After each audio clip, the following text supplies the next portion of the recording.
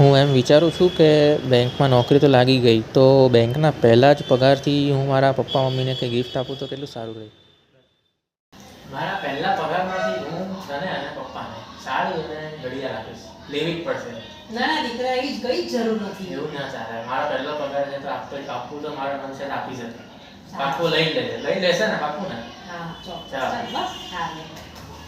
ચાલો હું હમણાં મારી પહેલી જોબ માટે નીકળું છું અને પહેલા પગારને લાવીને હું તમને બંનેને ગિફ્ટ આપીશ અને આ બાબત માટે મને પહેલા દિવસમાં નિમિત્તે મને આશીર્વાદ જોઈએ. ચોક્કસ બહુ ફાઇન. ખૂબ જ આગળ આવ અને ખૂબ જ તરક્કી કર દીકરા. હા સરસ. ચાલો આવજો. આવજો. બાય.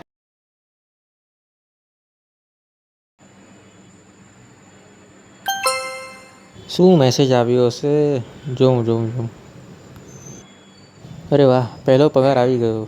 ફાઇનલી એ મોમેન્ટ આવી ગઈ. યસ.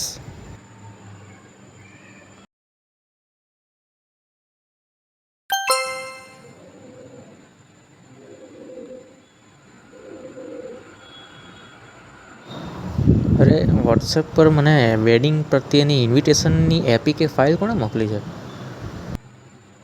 વિન્ટરની સિઝન હોવાથી મને એમ થાય છે કે એકવાર ચેક કરી લઉં. અરે બાપ રે, મારા બેંક અકાઉન્ટમાંથી મારી સેલરીના પૈસા કપાઈ. હા અહીંયા દીકરા.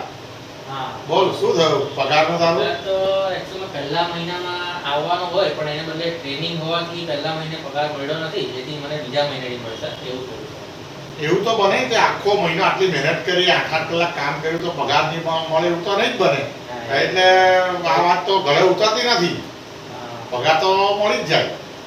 આખો મહિનો તે કામ કર્યું તો આવતા મહિને પાક્કું મળશે. જે રીતે મને કે એમાં કઈ તારી સુવિધા હોય તો મને કહેવાય. કેવું જોઈએ તારે મને? હા શું થયું છે કે પગાર કેમ નહીં થયો? શું થયું છે પ્રોબ્લેમ? હવે આજુ કહી દઉં છું. હા પૈસા જ્યારે પગાર આવ્યો એના પછીના દિવસે વોટ્સએપના મેસેજ દબાઈ દીધું જેના પર એપીકે ફાઇલ લખેલી વેડિંગ ઇન્વિટેશન.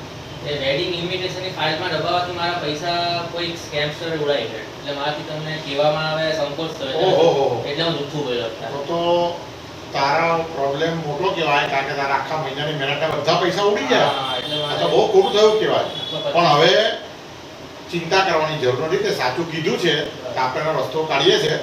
આપણા મોબાઈલ પર જે ચીટિંગ થાય છે કે એને માટે સાયબર ક્રાઇમ માટેનો નંબર આ ગવર્મેન્ટ દ્વારા આપવામાં આવ્યો છે. તો આપણે પહેલાં 1930 નંબર પર કમ્પ્લેન નોંધાવીએ અને આપણો જે તારો પૈસા ગયા છે એ પૈસા પાછા રિટર્ન લેવા માટે મહત્તમ ટ્રાય કરીએ. તો તું ચિંતા નહીં રાખ, થઈ જશે, સોલ્યુશન આવી જશે. બહુ સરસ.